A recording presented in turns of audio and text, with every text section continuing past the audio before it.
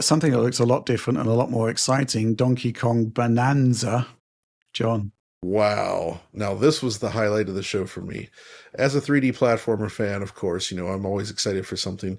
And I don't necessarily know if they revealed the developer for this, but I guess it's one of Nintendo's internal teams, maybe EAD even. But they have embraced the Donkey Kong movie design. So it's the first time we're seeing in a game, I guess alongside Mario Kart actually, where they've sort of dropped the Kevin Bayliss design, the famous design from Donkey Kong Country that has persisted for a very long time, and they sort of merged it back with the original Donkey Kong look that we saw in the movie, the Super Mario Brothers movie, and it looks awesome. The main thing here is that it is a 3D platformer, but it's destructible. So they show it's essentially, think like Red Faction's Geomod system. Where Donkey Kong's able to just like carve up the ground just like this. He's punching, he's breaking through stone. It looks like you can just carve straight down at just about any point, break through the environment. I mean, there's got to be some limitations because otherwise it would like break the level design.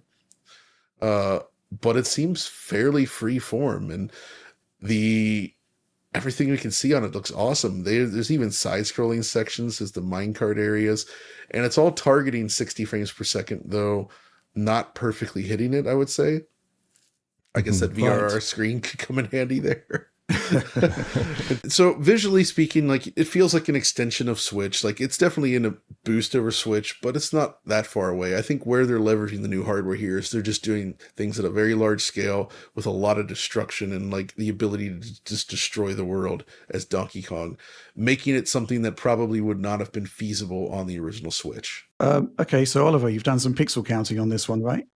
Yeah. So I counted this one, and unsurprisingly, it is a pretty raw title, like a lot of other titles that we saw during this presentation.